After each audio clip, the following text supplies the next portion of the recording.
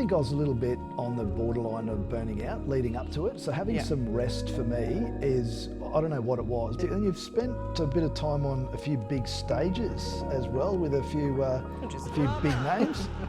Hello and welcome to the M26 Fit podcast. I'm here today up at the Ridge at Maleny, and I'm here with Alex Terrey from the Conscious Leadership podcast. We're doing a collaboration. Welcome. Thank you for having me. This is beautiful. I really enjoyed the drive here. It's absolutely amazing nature here. So thank you. Yeah, it is absolutely amazing. I thought we'd kick off. Have you got just a moment in your life when everything sort of changed for you? I guess there are always a few moments. we are on the journey of making big decisions sometimes in life. So yeah, I had a few moments. The biggest one when I started my business. I guess that is the biggest one, because you're working hard for a company and you think, oh, if I will work this hard for someone, for myself, I'm sure I can make more money. It's not really true, right? So yeah, that was probably the big moment of starting business. Yeah. And yeah, what about you? What about, I'm sure you have many of them, but I'm curious because you have a few different backgrounds that you were going through, right? All your life, different industries. Yeah, definitely. Probably the biggest one for me though was, I remember this quite distinctly. It was my 49th birthday, and we were over in France at the time in the Alps, and I just had this premonition of, I'm going to be 50 next year. And I'd been very performance focused, I guess, would be very much climbing the corporate ladder. And that was, I guess, my identity at the time. And I wasn't overly happy with the company that I'd been with for quite a long period of time. And it actually took my wife, who said, what we need to do is just, let's get a pen and paper out, and we're going to do a pros and cons and try and understand, should you stay or should you go? And I remember this so vividly that I wrote down all these things, and then I stood bolt upright from the couch and said, I got to go.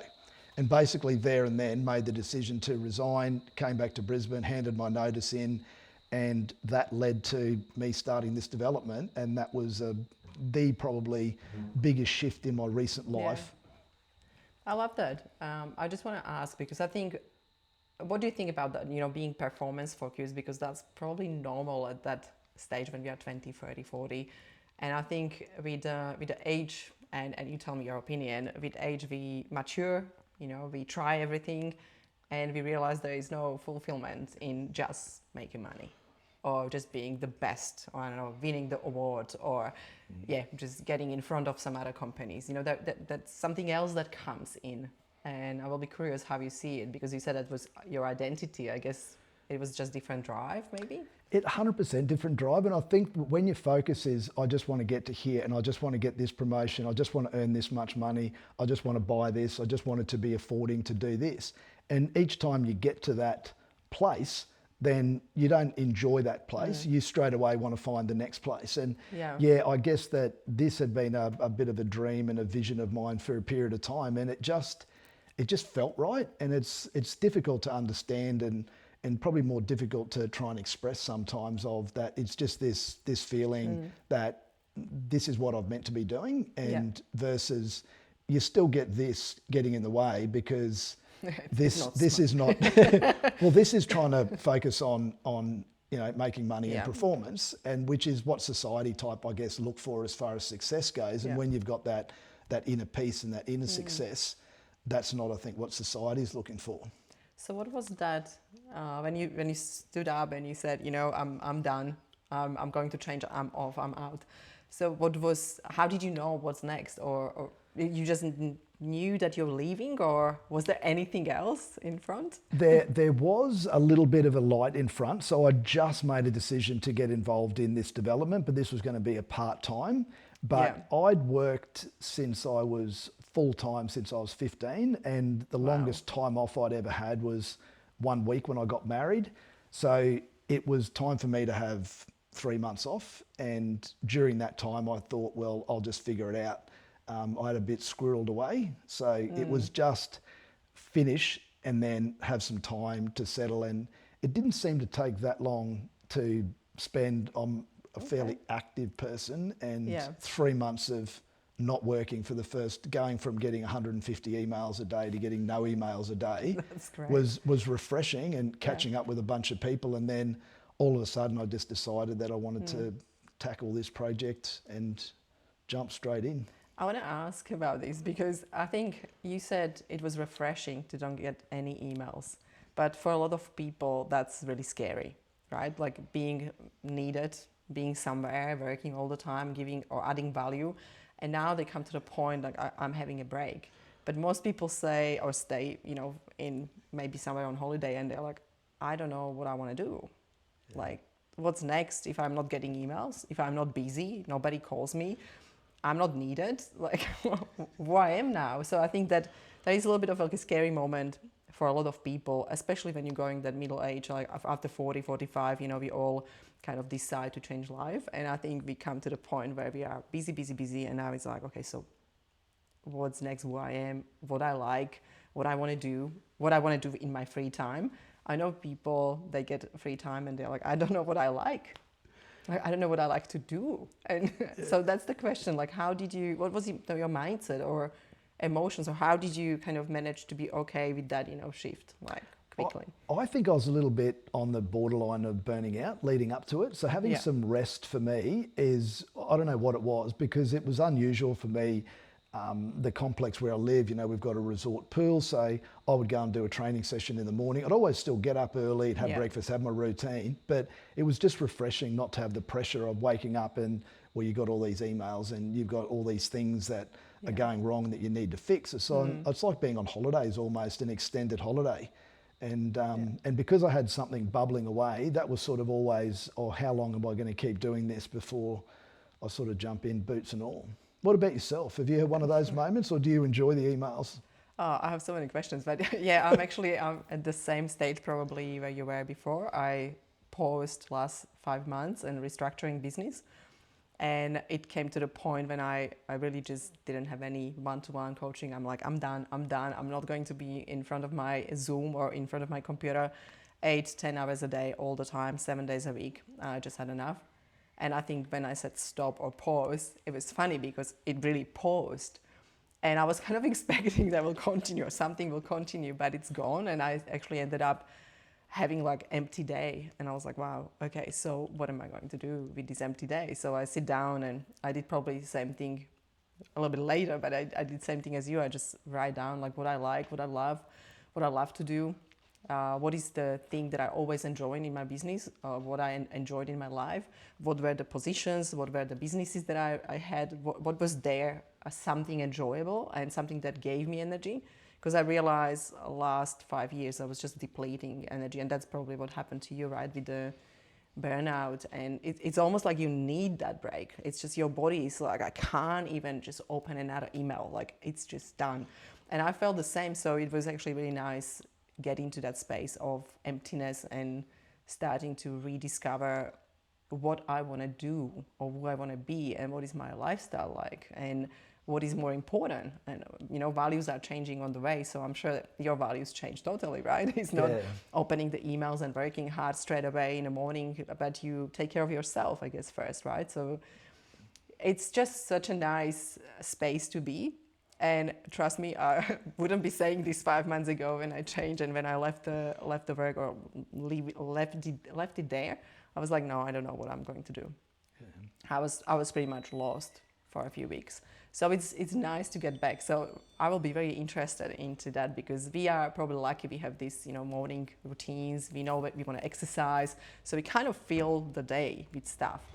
But what is your probably opinion, because I know you're now in different space. You were in construction and building, and now you realize that is mind, body, and there is a lot of other things. They are more important and they actually are influencing your performance probably a long way. So I want to ask about that because I know you have framework about that. So burnout, so how did you recover?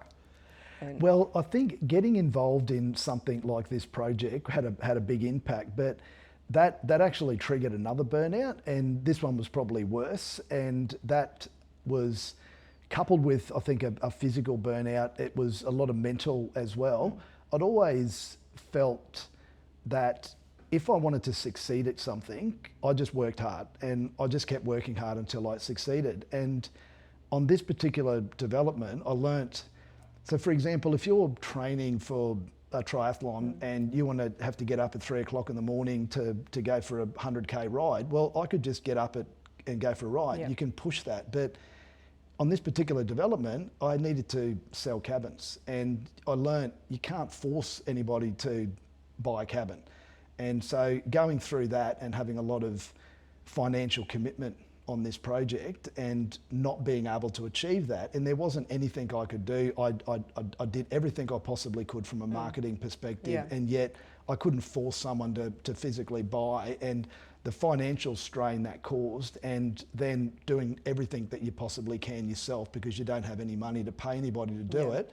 And yeah, I turned to alcohol, and then it was my wife who just encouraged me that you need to get back to Brisbane, you need to get off the alcohol, and you need to get back around your friends, and you need to get back to the gym and just have a little bit of a break from that. And that, I guess, was another turning point for me, that it just made me realise as well just the importance of it's okay to have that level of physical fitness and being a mindset of wanting to achieve, but when that's not aligned and when you're turning to things like alcohol to make up, it was another trigger for me, I guess. So is there any learning that you got from there? Because like when you look at probably alcohol, like it's just a way to avoid something. So I will be curious there, because there was a lot of growth there. 100%, yeah, it very much is. So the alcohol helps that night, but it doesn't help in the morning when you wake up with the booze blues. And it's 100%, it's just a mask. And I'm just, this year I managed to convince through my M26 Fit business 20 other guys, and we all did a dry 25. So we've had no alcohol at all for the year. That. And that's just had a astounding impact. We've got a WhatsApp group, and all of us used to drink a fair bit, and having the testimonials, I guess, from these guys, and it took a lot of people do a month, and at the end of the day you just abstain, and then you just get back into it harder than what you were. But to go for an entire year, and usually we're around about that 3-month mark where people are going along to weddings and they're going along to engagement parties and birthday parties and not drinking, and then thinking, I actually don't need this. And it's transformed their lives. It's been fascinating. I love that. And I love what you said, that people do dry July, I think, or something like that. I've actually heard it in Australia first time, and they stop drinking for a month and then just go crazy afterwards. I said, how that is actually helpful, because it's just like pausing to do something bad. And I love that you learned, and actually you took some people on board with you. I think that's really important, because it is really social pressure, and you were here alone. It's again, that was just avoidance, but you have like two sides of that, right? Like we have a drink because everybody's like, oh, what are you drinking today? Oh, you can't have water, you should have a drink, because it's kind of that it's the Aussie culture. It's culture and pressure, and everybody wants you to drink. It's that's stuff that's amazing. What I was going to ask you though, because just while we're on touching on that fitness side of things, you're a bit of a guru, and I know that one of your traits is in the emotional fitness. Just expand on that a little bit for us, and how do you think that ties into physical, mental and spiritual fitness? Okay, that's a good question. Okay, I'm not a guru. I love people, right? And I realize I love people. I love our body, how we respond to different things, environment or external things like alcohol, drugs and all these different things. And what actually makes us to be okay and feeling at our best. And it took me a long time. Like I was going through a lot of different things as well in my life. So it was first health side of it, IVFs, miscarriages, ectopic pregnancies. So you're going through hormones and changes, and all the trauma and pressure, and you realize you can't have kids. So that one, and also being in wrong space or wrong place, because I was living in a different country, different space, and I didn't like it. So I realized there's a lot of different things that tied up with your mind, with your emotions. And when you're in a position of, I hate my job, I hate this place, I hate people, and people actually say hate. It's such a strong word. They don't understand what actually that does in their body. And I started to look at, like, when you say, I hate, I don't like, I need to be out of this. And that anger and bitterness and frustration and victim position, you're playing victim all the time, it actually doesn't help. So I started to look at the chemistry in our body, and I started to look at what actually the chemicals, like what they're doing, what the brain. The biology. Yeah, and it's so connected with emotions, right? I realized that when we say something negative to ourselves, and our brain is like, oh, you know, I'm in stress, anxiety, fight or flight mode, whatever mode I am, but the state is caused by brain actually releasing the chemicals. So what was happening, you know, when we get stressed, angry, frustrated, it's like all these cortisol, adrenal hormones, and actually your body gets stuck. It's almost like the energy stops. And then you have digestion issues, you know, the constipation or diarrhea. Everybody has different things, different reaction, but your body can't work. So everything here is just like a stone. Yeah. And I was like, that's very strange. When I'm happy, you know, everything glows, everything flows. And there are again different, you know, serotonin, endorphins, and different chemicals and transmitters that brain releases. And I found it so fascinating to figure out or realize that emotions are chemicals. It's like, wow, if emotions are chemicals, they don't belong to me. I'm not sad person. I'm not, you know, depressed person. I'm not happy person. It just pass around me. So emotions just going through us, right? Like, it's just the chemical reaction.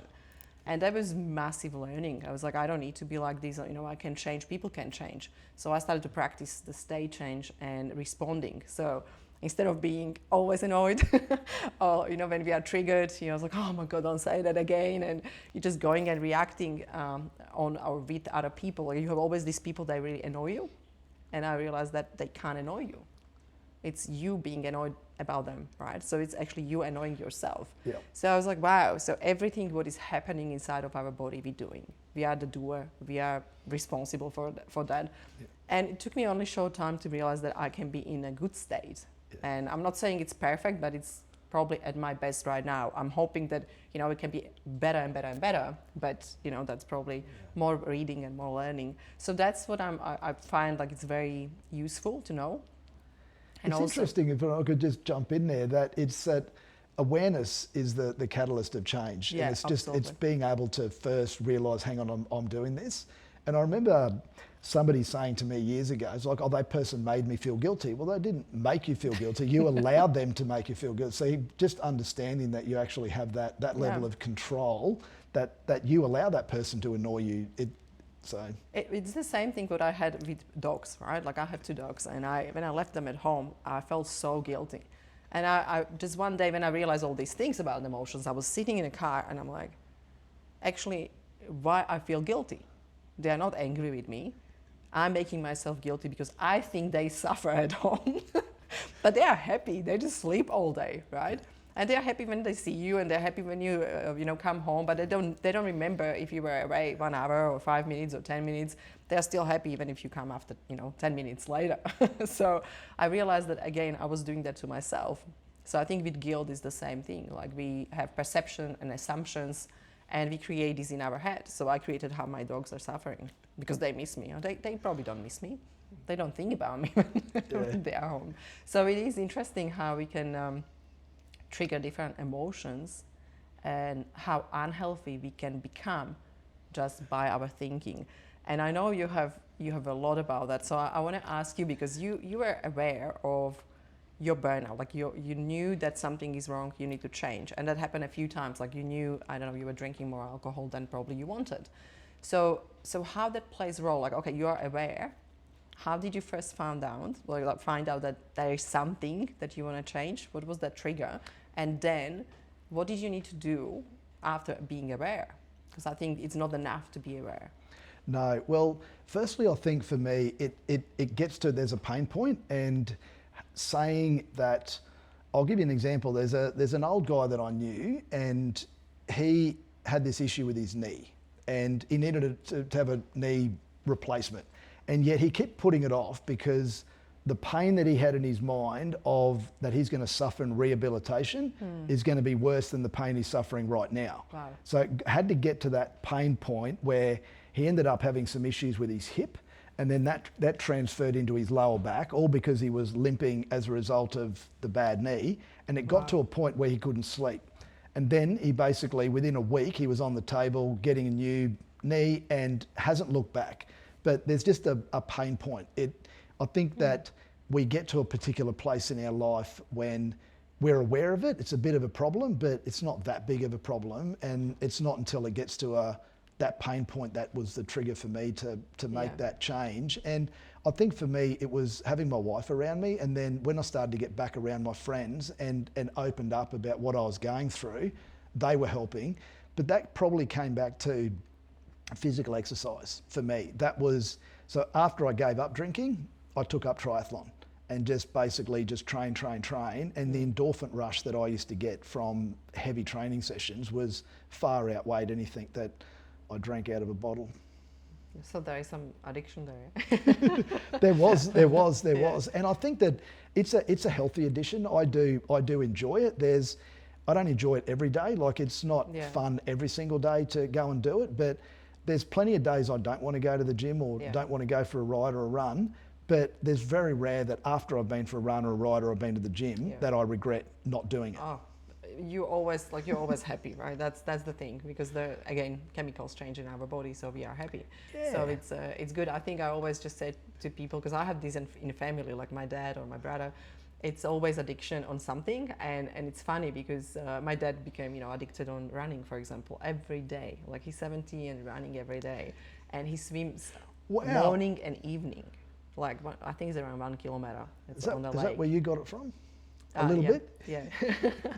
But it was funny. Like, it was funny to watch him. Like, he was, before, he used like alcohol, cigarettes and all that stuff. But it's interesting how we replace the things. And I always think we are not solving the problem that is inside of us, that we still need to look for pleasure outside of us.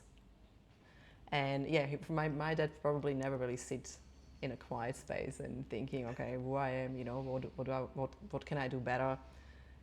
It's hard, because when we reflect, and I think that reflection helps us to see so many things also in others, not only us. And it's interesting to see when people grow and when they don't grow. So I love that you grew through that and you realized that, I love exercise, but as well, I don't want that to be my addiction and replacement of something or compensation for something. So I think that's great. So tell me more about that, moving from performance to meaning, and being on the journey of, okay, so what's next? What am I looking to achieve? What is the purpose? How do you look for that? What's now? All I've been doing is I've just been guided by I've just got a deep sense that this is the right thing to do. It's really difficult for me to be explaining and articulate. I think it is. I consider myself a very intuitive person, and knowing that, and I think all of us are intuitive to the degree, and even a lot of alpha males that I know, they all will still say that I did that, I knew this was going to go wrong, and I did it anyway. And that's your mind obviously saying that everything makes sense to do this, and yet you know that it doesn't feel right. And it could be any number of different examples, and I think that all of us, and I've probably just become a little bit more fine-tuned. As much as I'm a very, very busy person, there are so many different moments that I want to escape up to a place like this. I couldn't live here full time and just be a zen, but at the same time, it's just understanding yourself to have the awareness to stop and to pause. I love the beach as well, so it's getting up and it's early mornings, and I had a few medical issues over the last few years, and that just gave me a greater understanding of your body. I'm not 15 and I'm not 20 anymore, so taking things to, I guess, balanced.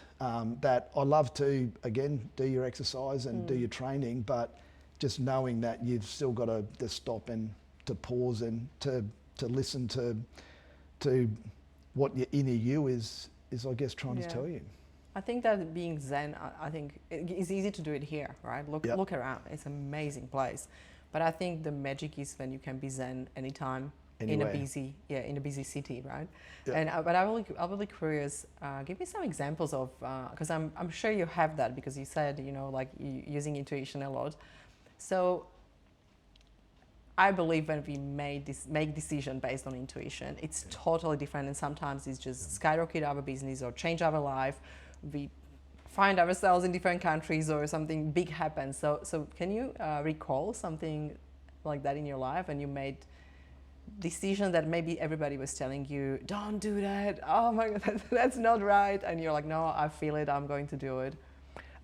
Probably the biggest example of that was doing this place. If I would have taken the Excel spreadsheet to my accountant, to my financial advisor, like, and no. said, this is what I'm going to go and do, even my lawyer, he told me after the fact that when I first brought this to him, I didn't bring it to him and ask for his advice. I brought it to him to ask for his legal opinion, which he gave me. But we caught up a year ago and he said, Magnus, when you first came into my office and you presented this and you were with your business partner and you said you were going to do this, this and this, he goes, I thought you had absolutely rocks in your head.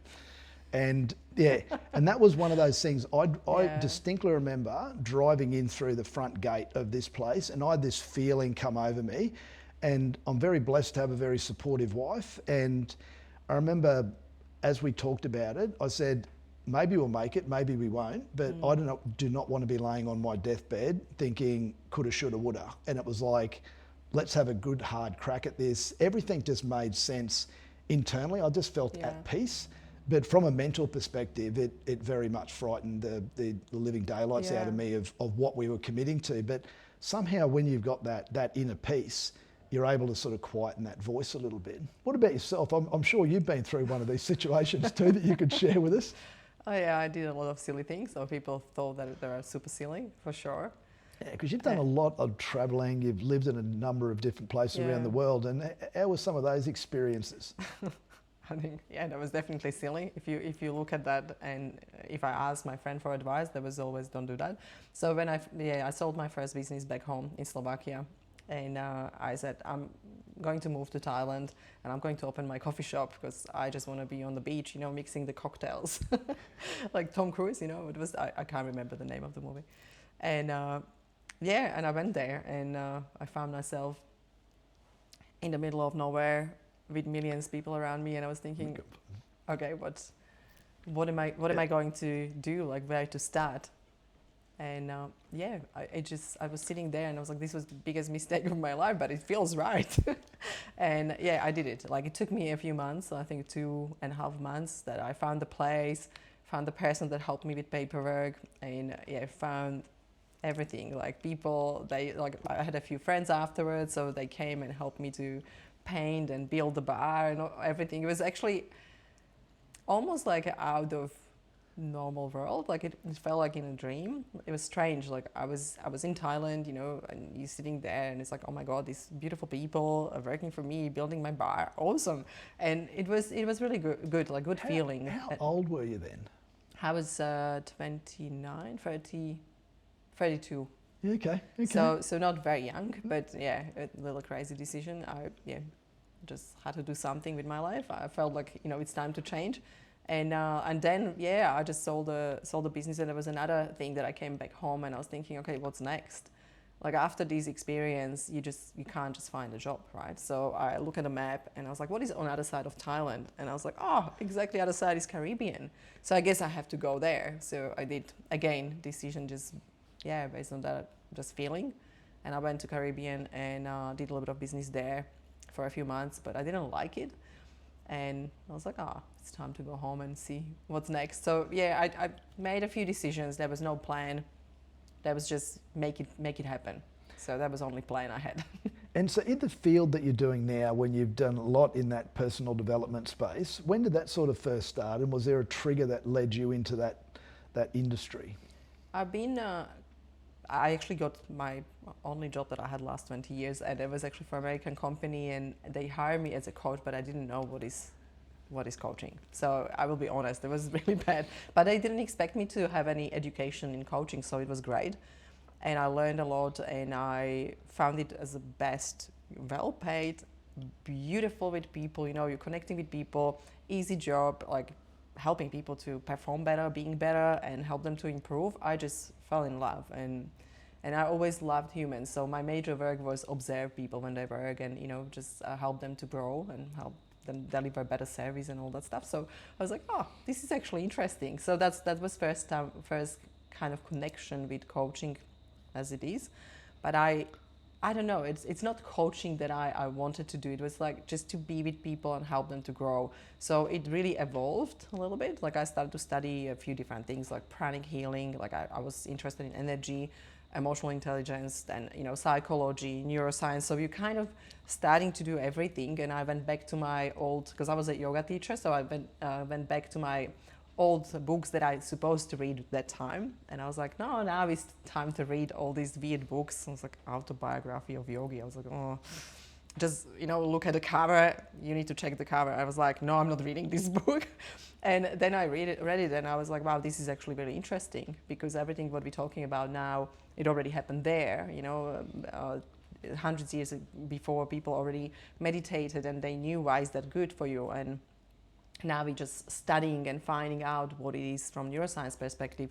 So that kind of led me to all these different, I guess, ideas and different way of coaching people. I don't think it's coaching. I don't even know what is the word for that. Creating spaces like your space, right? When you have retreat here, it's absolutely amazing to bring people into space where they can feel safe, where they feel heard, seen, understood, and they can work on themselves, creating that zen for them.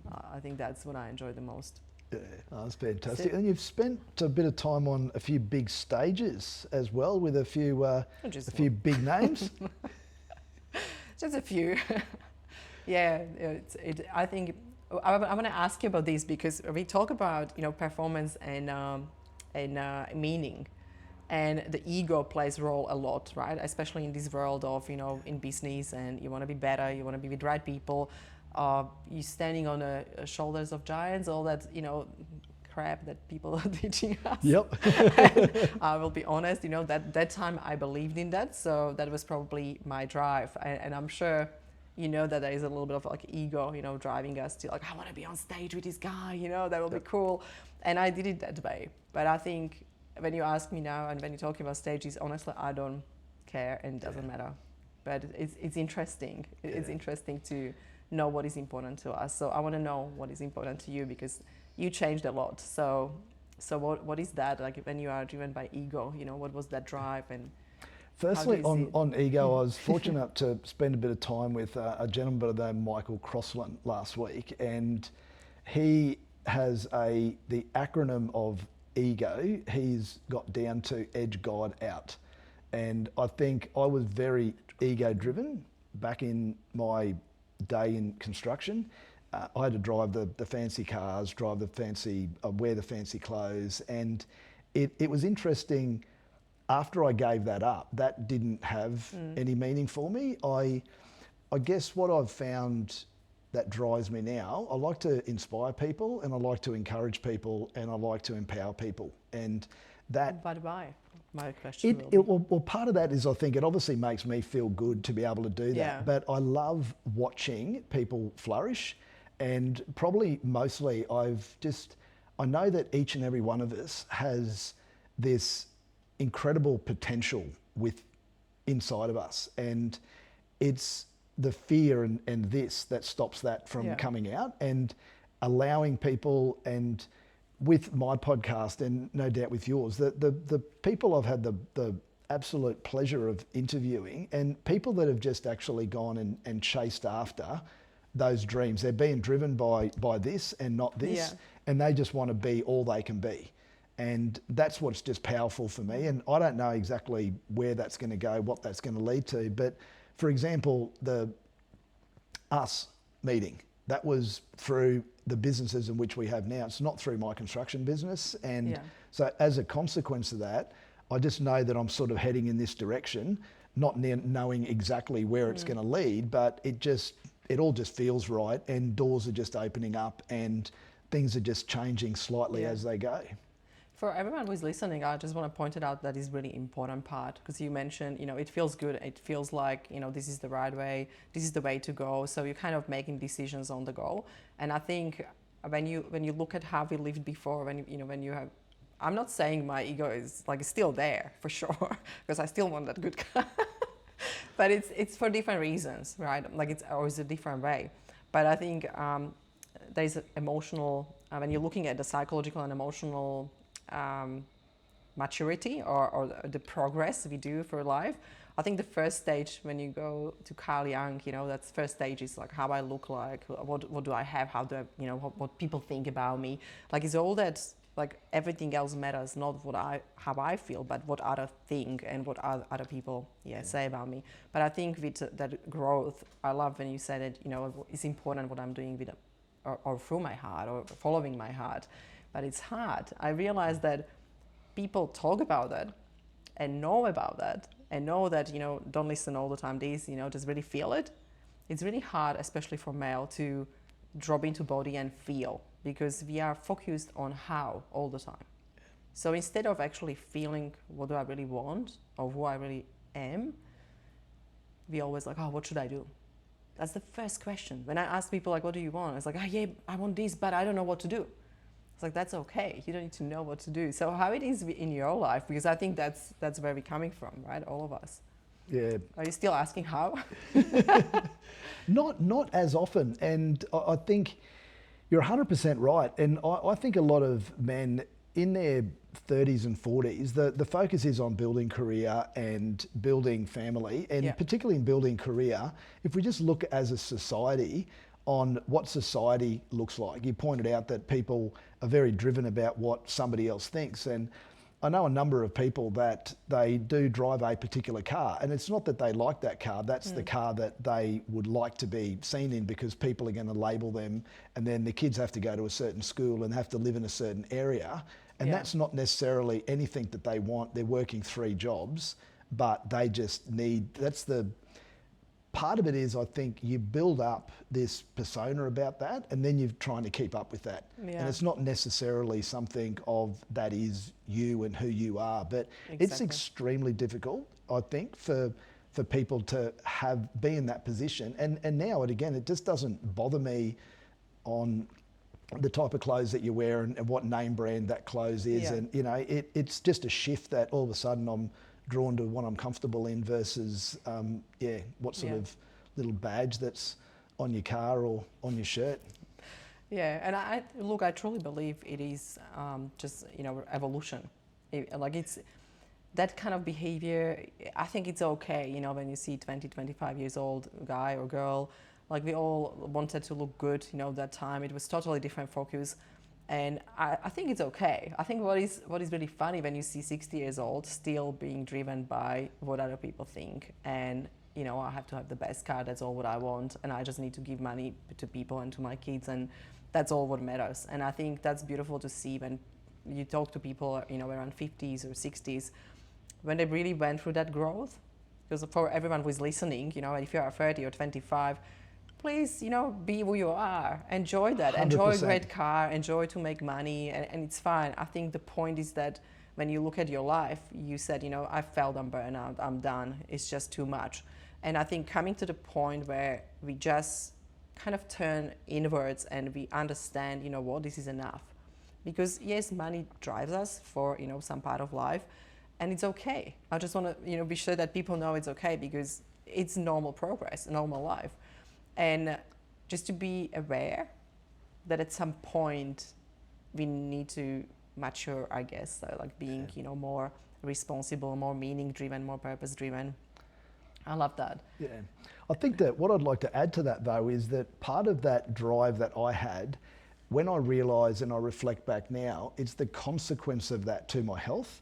And so because I was at that burnout, and then I turned to drinking as a mask to be able to cover that up. And then you're buying things. But what it really comes down to for me, and that's my number one value is spirit. My second value is my health and fitness and my wellness. And I think pouring so much more time and energy into that. And then my third value is love, connections and relationships. And the reason I've got that listed, of people say, oh no, that should be listed above. You've got to be there for your family. Well, if I'm laying in hospital somewhere, I'm a burden to my loved ones. I'm not supporting my loved ones. So that to me is being able to maintain that. So through that awareness, I'm wanting to make sure that I've got the right mindset and that I'm doing the physical activity that I'm meant to be doing. And I think that, to your point with the emotions and all of those chemicals that are running through your body, if all of a sudden you're at peace and you're doing what you feel that you're meant to be doing, and you're doing your exercises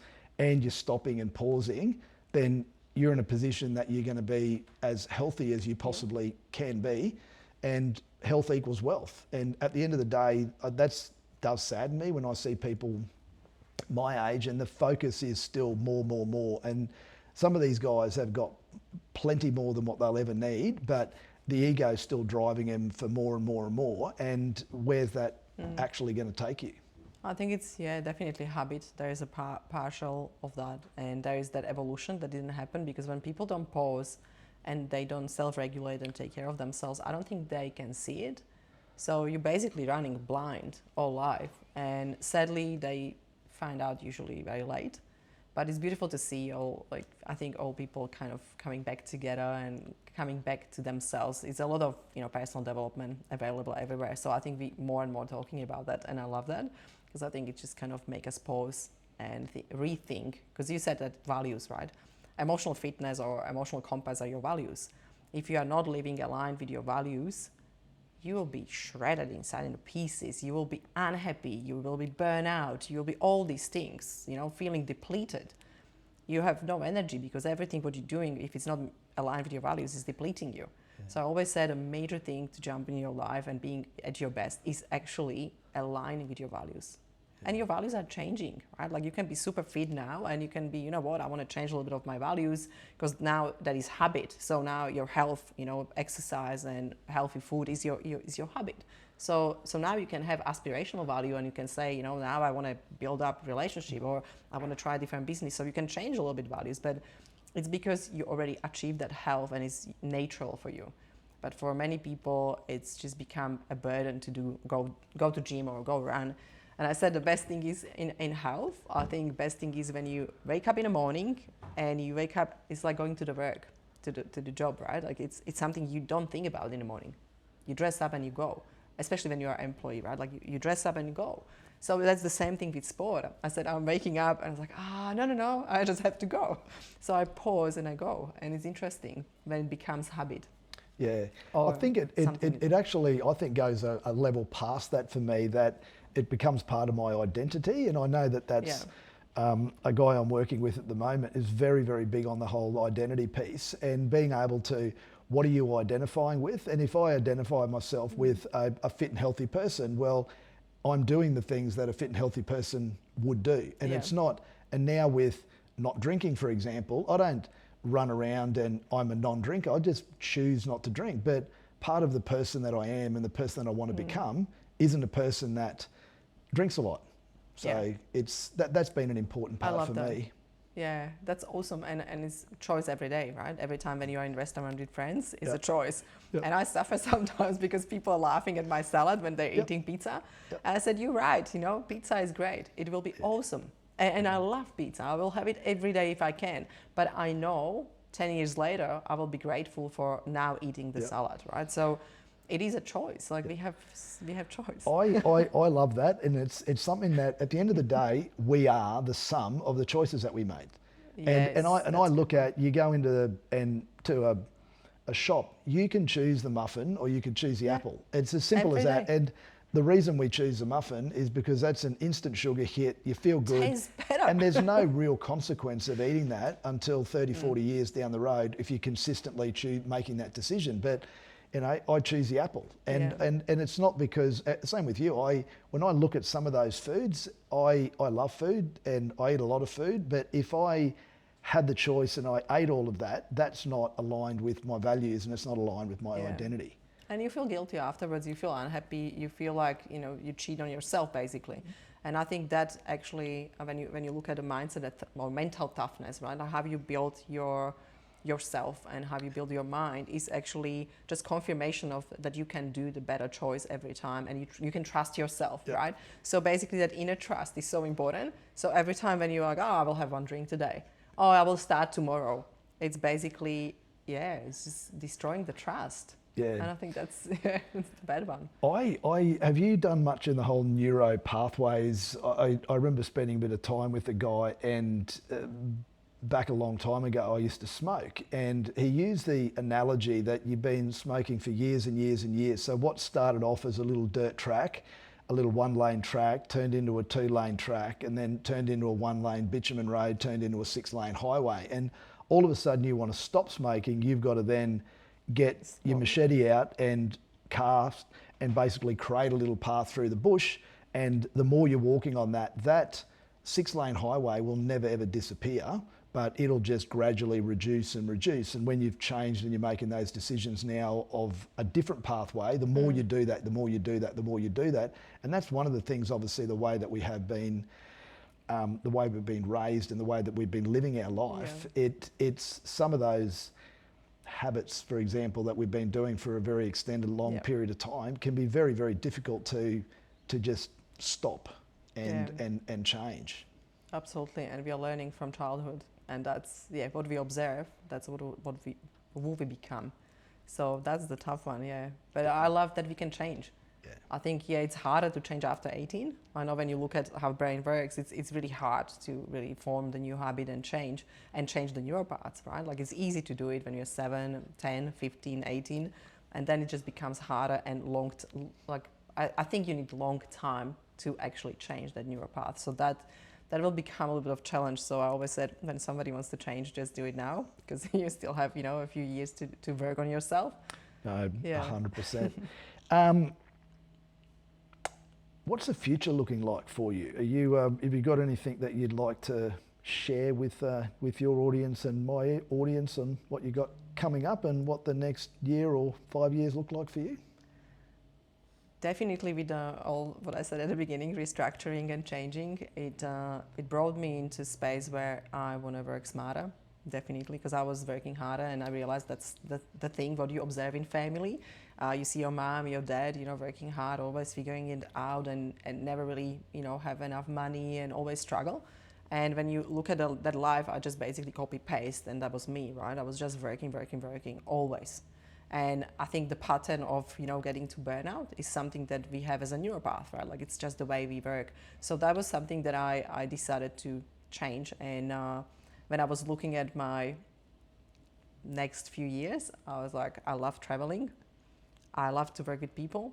I love to do retreats, and I love to be with people in the small groups.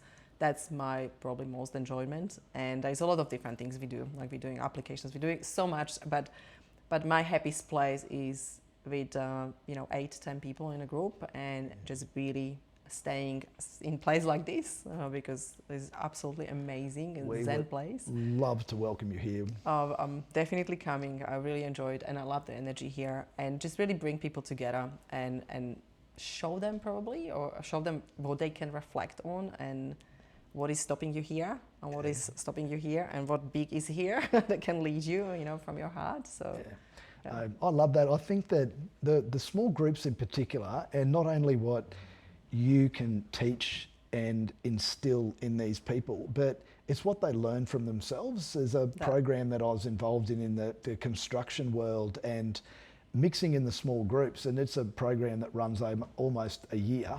And over the course of that program, and I would speak to some of these guys that are doing the program, and they've learnt more from each other than what they have from the program itself. And they're able to build relationships, obviously, with people that are in similar situations and sometimes similar circumstances. And I'm a huge relationship person, and being able to mix with those people that have got similar values and similar goals is very, very powerful stuff. And it is very much with you. I love my travelling, love helping people, and love trying to stay as fit and as healthy as I can be. That is super important, But I love what you said, and always people learn from each other. And I think it's not about us teaching someone or being guru or being the smart one in the room. I think it's all about what they can give each other, and I think creating that space and experiencing that space, that helps people to grow a lot. But I have a question for you as well before we finish. So what is next for you? How your life with meaning looks like? It's well, we're doing a little development up on the Sunshine Coast at the moment. So didn't know about that one.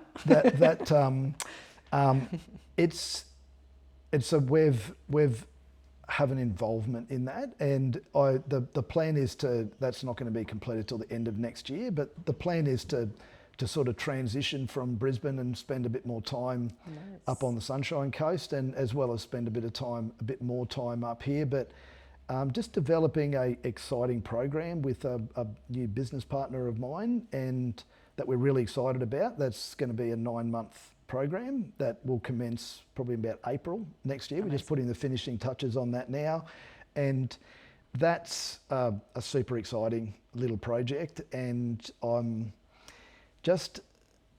there's a few balls, I guess I would say, up in the air on nothing set in stone, but I've just been introduced to a few people in the last 6 months, and there's just some exciting things that we're talking about, and it's just getting the timing right.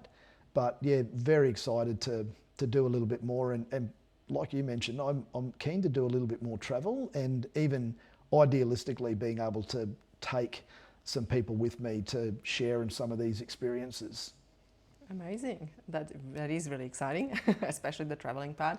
So do you have any final words that you want to share? Imagine that somebody's listening. Is that one person? My only, I guess, advice or closing comment would be that I think we underestimate what we're capable of, and just being able to really follow what's inside of you and just allow you to be you. But I'm also just a huge advocate of, I think throughout my life, and you mentioned earlier with growing up and the way you're treated, and people, you kind of get a bit of an identity attached to you. Yeah. And it's taken me a bit of time just to grow in confidence a little bit, and just kind of understand who I am and what I stand for. And it's okay that I've got the values that I've got, and they don't necessarily align with everybody else, but just to be really comfortable in me being me. And as a result of that, I think that like attracts like. So that's brought me closer and in touch with, I think, people like yourself, because there's a vulnerability there, but it's not a weakness, but it's just an awareness. Yeah. So yeah, I think that people just, if you want to do something, we're a long time dead, and just follow your dream, have a crack. I interviewed a young guy recently, and he put it really well. Is what's the worst that can happen? Yeah. If you go and try something, the worst thing that can happen is you go back and you do exactly what you're doing today. Or what's the best thing that can happen is your life could be completely transformed. So yeah, just love that. Have a crack.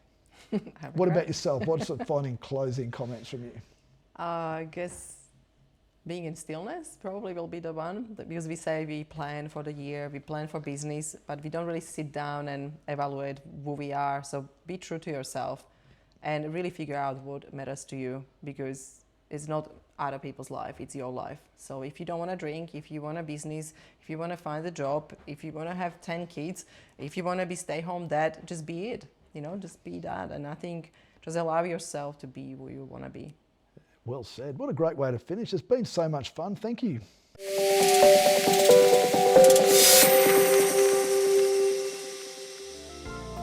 Thanks for tuning in to the M26 Fit podcast. If something landed with you today, share it with a mate, hit subscribe, and keep showing up. One day at a time, one rep at a time. Stay aligned, spirit, mind, body.